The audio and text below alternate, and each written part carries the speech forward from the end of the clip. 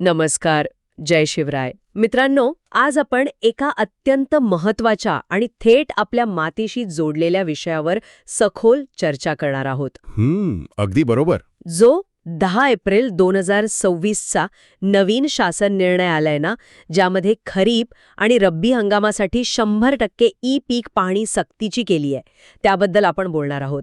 यामुळे शेतकऱ्यांना थेट फायदे कसे मिळतील हे आपण समजून घेणार आहोत. हो, आणि हे समजून घेणं आता काळाची गरज बनलीय. नक्कीच.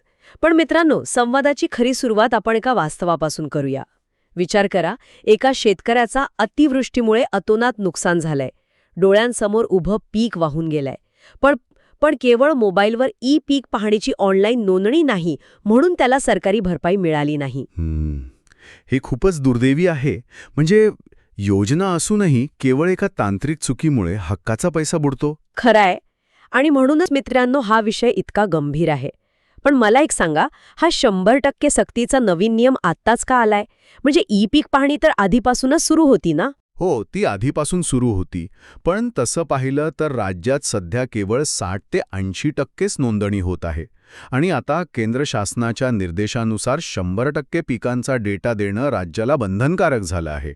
अच्छा, म्हणजे हा केंद्राचा नियम आहे तर?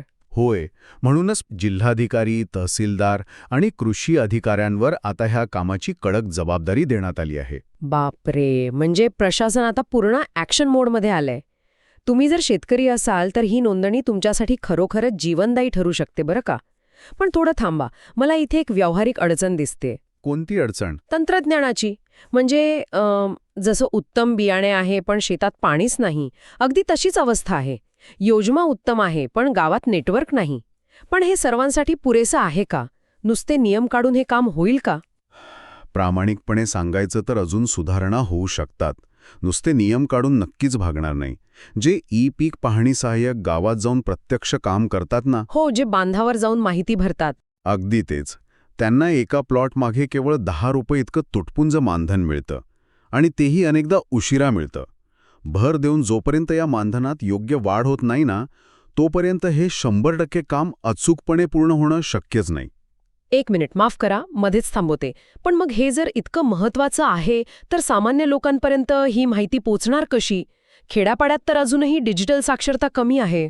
म्हणूनच प्रशासनाने आता फक्त समाज माध्यमांवर अवलंबून न राहता बस स्टँड, रेल्वे स्टेशन आणि आठवडी बाजारांमध्ये मोठी प्रचार मोहीम सुरू केली आहे. अरे वा, म्हणजे थेट लोकांमध्ये जाऊन जनजागृती. हो, जेणेकरून ज्यांच्याकडे स्मार्टफोन नाही त्यांनाही माहिती मिळेल. हे खूपच महत्वाचं आहे. मित्रांनो, तुमच्या घरात कोणी विद्यार्थी असेल तर त्यांनी घरातील मोठ्यांना या प्रक्रियेत नक्की मदत करावी. कारण हे तंत्रज्ञान त्यांना थोडं कठीण जाऊ शकतं. तरुण पिढीने यात पुढाकार घ्यायलाच हवा. आणि हो, जमाबंदी आयुक्तालयाने ॲपमधील तांत्रिक अडचणी सोडवण्यासाठी आता पावलं उचलली आहेत. म्हणजे सर्व्हरचे जे प्रॉब्लेम होते ते सुटतील अशी आशा आहे. श्रोत्यांनो, इथे लक्ष द्या. तुम्ही ई पीक पाहणी केली नाही तर भविष्यात कर्जमाफी किंवा नुकसान भरपाईसारखे कोणतेही लाभ तुम्हाला मिळणार नाहीत. हे अगदी स्पष्ट आहे.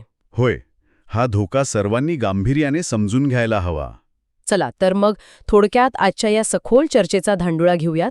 आपण पाहिलं की 100% सक्तीची गरज का आहे आणि सहाय्यकांच्या मानधनाचा प्रश्न कसा तातडीने सोडवायला हवा. नक्कीच.